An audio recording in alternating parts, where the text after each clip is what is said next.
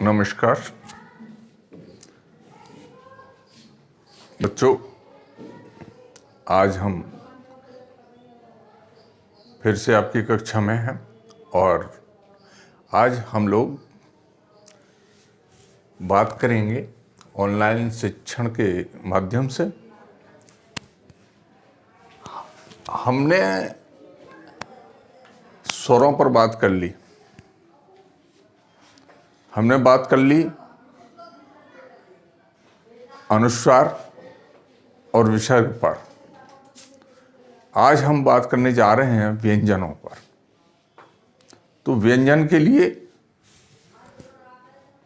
हमने आज की सोचा है कि स्पर्श व्यंजन, अंतस्थ व्यंजन के बारे में बात करें, उच्छिप्त वर्णों के बारे में बात करें। और हम जो है आज शुरुआत करेंगे सबसे पहले जो आपके बहुत महत्व की चीज है, और वो है कि वर्ण और अक्षर।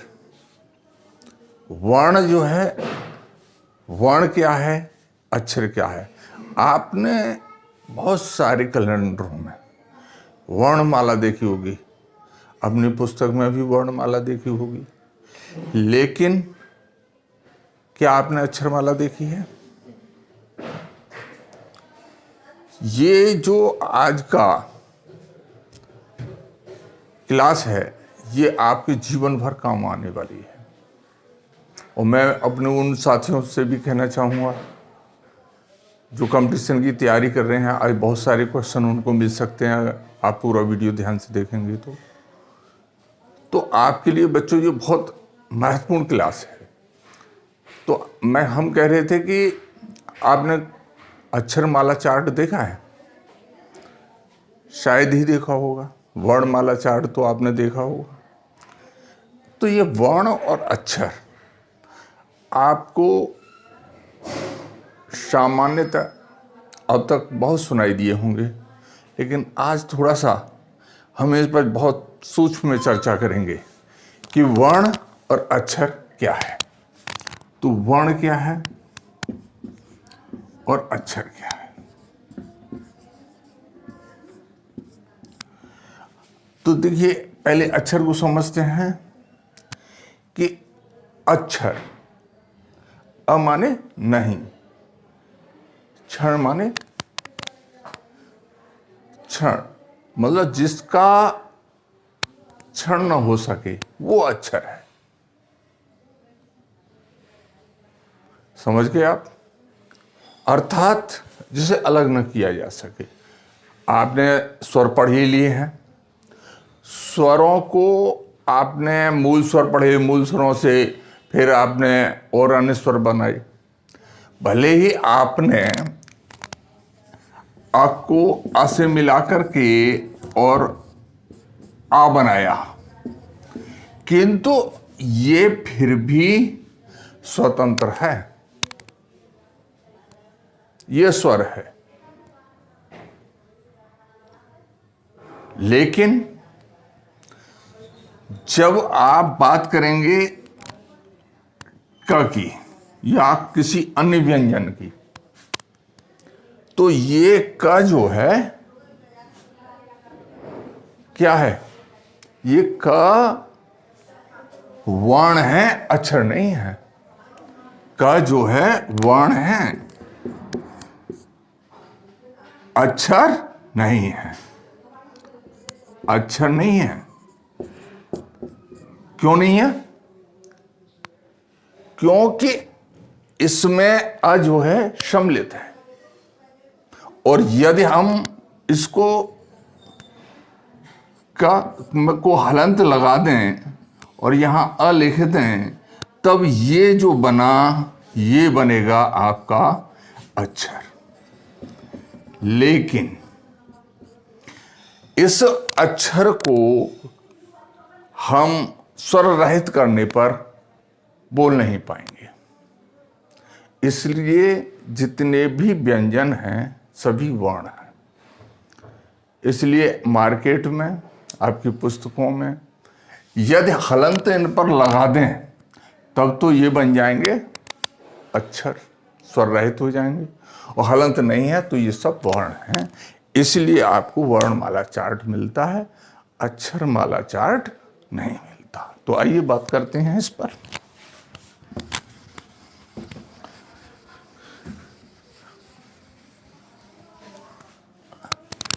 सबसे पहले लेते हैं स्पर्श व्यंजन। स्पर्श व्यंजन, स्पर्श व्यंजन जो कल आपको पिछली कक्षाओं में जो बताया था कि ये 5 वर्ग होते हैं, कवर्ग, चवर्ग, टवर्ग, तवर्ग और पवर्ग। ये 5 वर्ग जो हैं क्या कहलाते हैं? स्पर्श व्यंजन। क्यों कहे जाते हैं स्पर्श व्यंजन? वो इसलिए कहे जाते हैं स्पर्श व्यंजन कि वायु या श्वास और या वायु एक ही बात है, इनके बोलने पर जिह्वा और ओष्ठ को स्पर्श करते हुए बाहर निकलती है, इसलिए इनको स्पर्श व्यंजन कहा जाता है। तो ये तो बात समझ में आ गई कि स्पर्श व्यंजन इस क्यों कहा जाता है। एक बात और समझने की है यहाँ पर, और वो ये अक्सर गलती करते हैं इन तीनों में, ये तीनों में, कि इनके सही तरह से उच्चारण नहीं कर पाते। कहीं कहीं तो ऐसा भी देखा गया है कि तीनों को अड़ा इड़ा बोलते हैं, क ग ग घड़ा, च च च झड़ा, या और ट ट ड ढ, लेकिन इसमें थोड़ा सा सूक्ष्म अंतर है, सूक्ष्म अंतर है। हालांकि पूरी तरीके से तो कहा नहीं जा सकता कि हम बोल पाएंगे, लेकिन फिर भी देखिए, इसको बोलने के लिए हम अगर ऐसे करें क ख ग घ ङ, तो यहाँ थोड़ा सा इसको साइलेंट लिख करके और ग पे हलंत लगा करके स्वर रहित कर दें तो शायद इसका उच्चारण आ जाएगा। ऐसे ही यह है या, तो यह को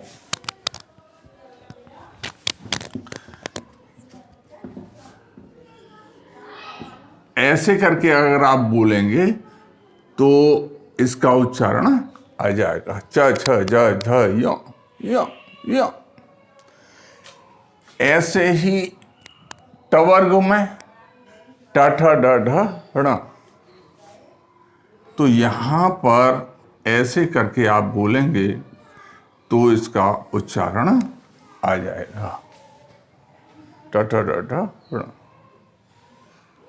इस तरीके से हम इसे बोल सकते हैं। एक बार बोल करके देखते हैं कि क ख ग घ ङ, च छ ज झ य, ट ठ ड ढ ण, त थ द ध न, प फ ब भ म। तो इस तरीके से हम स्पर्श व्यंजनों को बोल पाएंगे। आगे हम बताना चाहेंगे आपको कि अल्प प्राण और महाप्राण। अल्प प्राण ये वायु के माध्यम से, वायु के आधार पर हम इन व्यंजनों को अलग अलग भागों में बांट सकते हैं। फिलहाल में आज इस पर ही चर्चा करते हैं, तो इसी को ही बताएंगे कि अल्प प्राण, महाप्राण और विलुप्त वाण। ये अल्प प्राण क्या है? जब वर्ण को बोलते समय वायु कम मात्रा में निकलती है या श्वास कम निकलती है, तब उसे अल्प प्राण कहते हैं। और जब वर्ण को बोलते समय वायु अधिक मात्रा में निकलती है, जोर दे करके बोलना पड़ता है, तब उसको महाप्राण कहते हैं। प्लुत वर्ण वे वर्ण होते हैं जिनमें बोलते समय वायु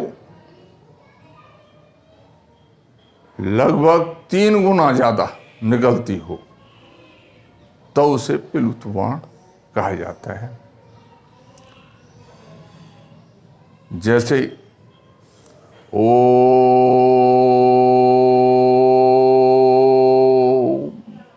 तो ये प्लुत वर्ण है। तो बहुत कम उदाहरण देखने को मिल रहे हैं, लेकिन यहां हम बात करेंगे तो यहां अल्प प्राण की हम बात कर रहे थे। तो अल्प प्राण में कौन कौन से वर्ण आते हैं उसके बारे में चर्चा करेंगे। अल्प प्राण, अल्प प्राण में आप देखेंगे कि पहला कवर्ग और टवर्ग और पवर्ग और यर लव,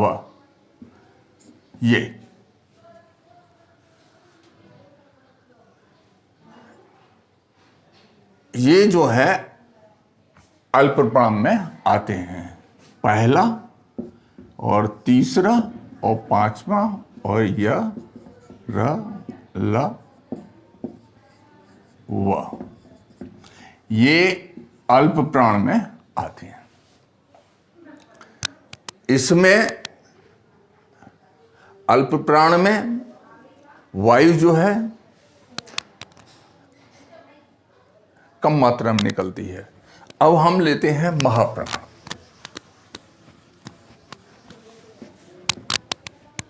महाप्राण,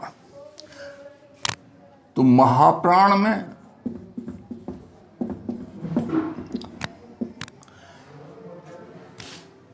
ये आएगा च, दूसरा मतलब वर्ग और चौथा वर्ग और तीनों सा आएंगे। कौन से? स, श, श और ह, जिन्हें आप ऊष्म व्यंजन के नाम से जानते हैं, वो आते हैं महाप्राण में। तो ये क्लियर हो गया कि अल्प प्राण में पहला, तीसरा और पांचवा और यरलव, महाप्राण में दूसरा, चौथा और ऊष्म व्यंजन, ये महाप्राण में आते हैं। ये बात एकदम क्लियर हो गई होगी। यहाँ पर जब हम ऊष्म वर्ण पढ़ाएंगे, बात करेंगे, इस पर चर्चा करेंगे, तब इनके बारे में अलग से बताएंगे। इन संयुक्ताक्षर के बारे में भी जानकारी देंगे, वो अलग है, अलग बताएंगे। ऊष्म व्यंजन के बारे में अलग से बात करेंगे। इसके बाद में एक बात और यहाँ पर बतानी चाहेंगे कि अंतस्थ जो व्यंजन है, अंतस्थ व्यंजन या इनको अर्ध व्यंजन या अर्ध स्वर भी कहते हैं। अंतस्थ व्यंजन या अर्ध स्वर या अर्ध व्यंजन, इनको क्यों कहा जाता है? क्योंकि स्वर और व्यंजन के ये मध्य होते हैं, इसलिए इनको जो है या और व, ये आते हैं आपके अर्ध व्यंजन। या और व, अर्ध व्यंजन या अर्ध स्वर। तो ये कभी कभी ये पूछ लेते हैं कि अर्ध व्यंजन या अर्ध स्वर कौन से हैं, तो वो वाली बात यहाँ पर क्लियर हो जानी चाहिए। मस्तिष्क में। दूसरी चीज आती है लुंठित वर्ण। अब जैसे ये र है, र जो है लुंठित वर्ण है, लुंठित वर्ण। लुंठित वर्ण का मतलब क्या है? रा को बोल करके देखिए, र र, तो ऐसा लगता है कि वायु जो है जीव के माध्यम से स्पर्श करती हुई, लुढ़कती हुई आ रही है, र र, तो इसे लुंठित वर्ण कहा जाता है। यहां पर ल है, ल को पार्श्विक वर्ण कहते हैं।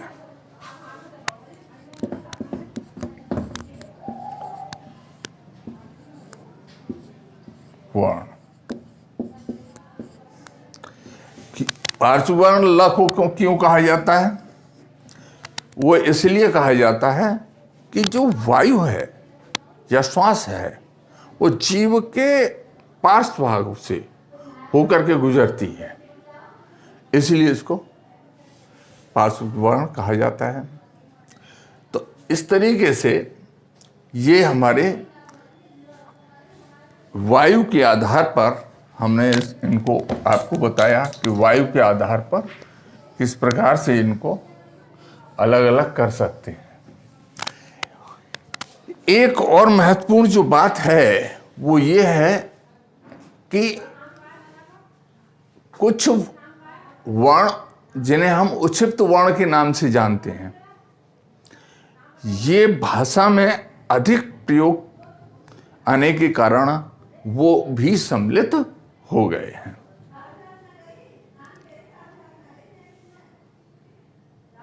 वो कैसे? कि आपने देखा होगा ये, जैसे आप घड़ी लिखते हो, घड़ी घड़ी, ठीक है, तो ये वाला वर्ण आता है।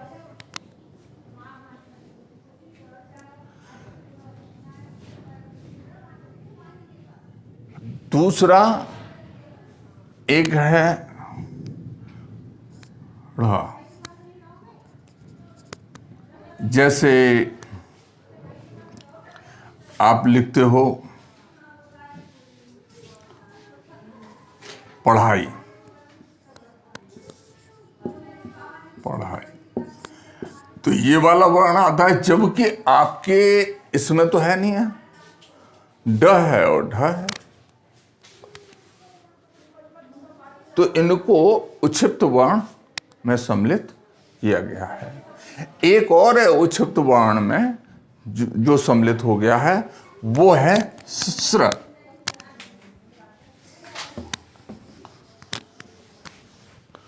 स्र,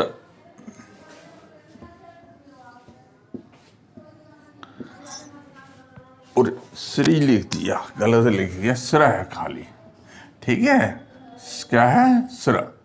लेकिन ये कहां प्रयुक्त होता है? जैसे श्री आप लिखते हैं, श्री, श्री राम, श्री फलाने सिंह, श्रीमती फलाने, तो ये प्रयोग में आता है। इसको अगर देखा जाए तो आगे जब हम संयुक्त वर्ण पर चर्चा करेंगे तो ये चूंकि संयुक्त ही है, कैसे कैसे कैसे संयुक्त है, स और रस से मिल करके बना है। ऐसे इसको कर सकते हो आप कि यहाँ हलंत लगा दीजिएगा और यहाँ पर ये र रहने दीजिएगा, तो आप देखेंगे कि ये जो है स्र बन जाएगा, है ना, स और र, स्र बन जाएगा। ठीक है, आप मोबाइल चला लेते हो, मोबाइल पर करके देख लेना, तो स्र बन जाएगा। ठीक है, तो ये उच्छिप्त वर्ण है। अच्छा, यहां पर एक चीज और बता दें आपको जो महत्वपूर्ण है कि दो चीज बनी यहां पर, एक तो ये और दूसरा बना ये, और एक बना ये और एक बना ये। अब यहां बड़ी दिक्कत है कि ये कहां पर लगेगा, कहां नहीं लगेगा, बिंदी कहां आएगी कहां नहीं आएगी, ये बड़ी दिक्कत है। कैसे आप इसको कर पाएंगे? तो इसमें कोई ऐसा तो नहीं है टेक्निक कि बिल्कुल सही हो, लेकिन 90% हम ये देखते हैं, वो भी हिंदी भाषा के तहत, कि प्रारंभ में ये बिंदी वाला नहीं आता, मध्य में या अंत में आता है। बस इतनी सी पहचान कर लो। जैसे मान लीजिए डकार है, डकार है ना, डकार, तो इसमें तो नहीं आया।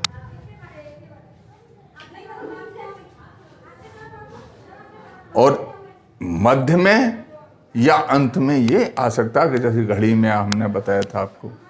ठीक है, अगला लेते हैं कि ऐसे ही ढ है, तो ये जो है ये भी प्रारंभ में आएगा तो ये आएगा, और मध्य में या अंत में आएगा तो ये आएगा। लेकिन संस्कृत में और विदेशी भाषाओं में इसका प्रयोग नहीं होता। जैसे मान लीजिए सड़क है, सड़क ये हिंदी का तो है नहीं है, तो सड़क लिखेंगे तो ऐसे लिखेंगे।